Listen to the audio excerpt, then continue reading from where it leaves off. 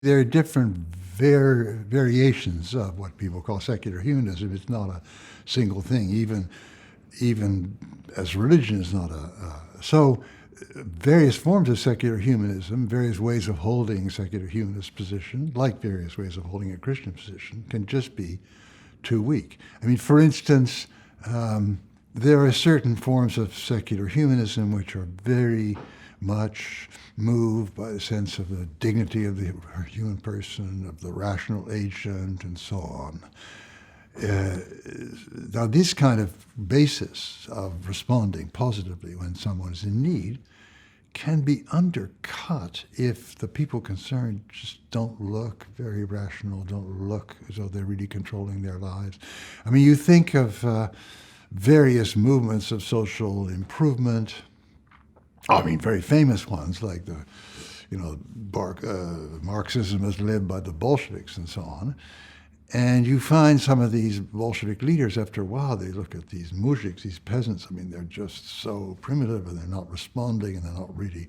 So, I mean, they slide from thinking all human beings have dignity and we have to help them to thinking, well, these people don't really. So maybe best we can do is force them into line. You see, there's that kind of slide. That's another way in which inadequate sources can be too weak.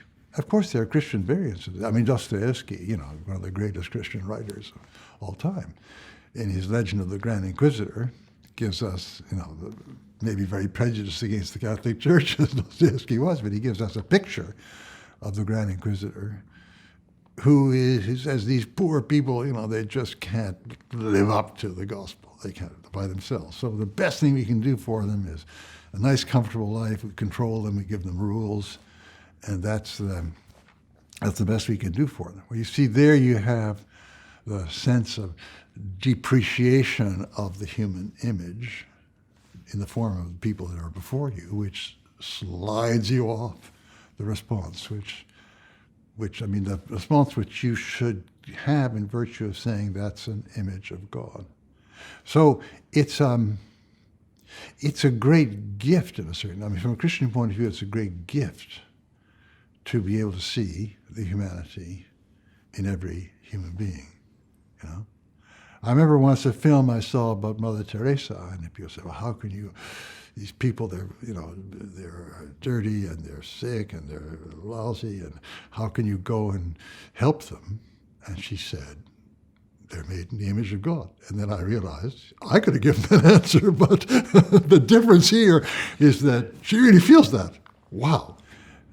This involves a certain vision. It's the ability to see that person, and their lives look degraded. You want to leave their presence, but nevertheless, she sees something there which I don't.